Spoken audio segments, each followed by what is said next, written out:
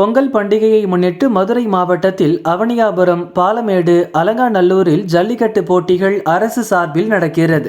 இதில் வெற்றி பெறும் சிறந்த மாடுபிடி வீரர் மற்றும் காளைகளுக்கு கார், பைக், தங்கச் செயின், தங்க காசு உள்ளிட்ட பரிசு பொருட்கள் வழங்கப்படுகிறது.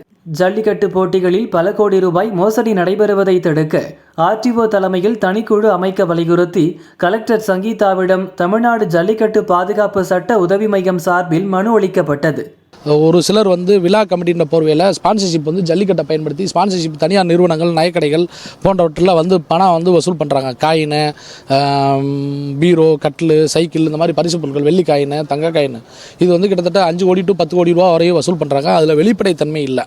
எந்த வெளிப்படைத்தன்மை இல்லாமல் அவங்க எத்தனை பேருக்கு, எத்தனை காளைகளுக்கு, எத்தனை வீரர்களுக்கு பரிசுகள் கொடுத்துருக்காங்க, எவ்வளோ மிச்சம் இருக்குது, அந்த மாதிரி எந்த விதமான டீட்டெயிலும் அவங்க வெளிப்படையாக யார்ட்டையும் தெரிவிக்கிறது இல்லை. இதில் பல கோடிக்கணக்கான பணம் மோசடி செய்யப்படுறதா, கொள்ளையடிக்கப்படுறதா, தனியார் நபர்கள் சுயலாபம் அடைகிறதா நாங்கள் எங்களுக்கு தகவல் தெரிய வந்திருக்கு. அதனால் இதை ஆர்டிஓ அல்லது தாசில்தார் இவங்களோட மேற்பார்வையில் நடத்தணும்.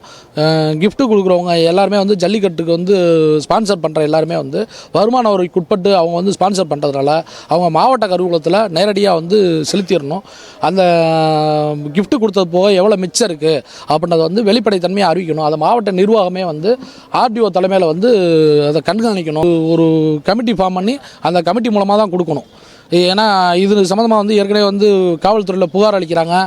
இந்த ஜாதிக்காரங்களுக்கு, இந்த மதத்துக்காரங்களுக்கு இந்த மாதிரி கொடுத்துட்டாங்க, வச்சுட்டாங்க அப்படின்ற மாதிரி ஹைகோர்ட்டில் கேஸ் போடுறாங்க. அந்த மாதிரி எந்த வித பாரபட்சமும் இதில் இருக்கக்கூடாது. அதனால் அரசியல் சார்ந்தோ, மதம் சார்ந்தோ, ஜாதி சார்ந்தோ இது கிடையாது. இது நம்ம தமிழரோட பாரம்பரியம், வீர விளையாட்டு, நம்மளோட அடையாளம், நம்மளோட உரிமை, நம்மளோட பெருமை, நம்ம மதுரைக்கு பெருமை. ஸோ அதை மீட்கணுன்றதுக்காக நாங்கள் புகார்.